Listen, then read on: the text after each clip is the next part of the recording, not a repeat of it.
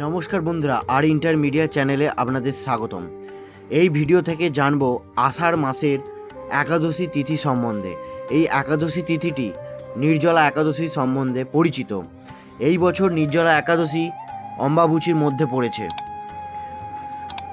মধ্যে পড়েছে। জানবো এই একাদশী তিথি কখন শেষ, কখন শুরু হবে। চলুন বন্ধুরা, ভিডিওটি শুরু করা যাক। যদি আমার চ্যানেলে নতুন হয়ে থাকেন, অবশ্যই চ্যানেলটি সাবস্ক্রাইব করে ভিডিওটি লাইক করে শেষ পর্যন্ত সাথে থাকুন। আশা করি ভিডিওটি কাজে দেবে। সময় সূচি জেনে নেওয়া যাক। তারিখ ও সময়। শুরু 9ই আষাঢ় অর্থাৎ ইংরেজি মাসের 24শে জুন বুধবার রাত্রি 8:21।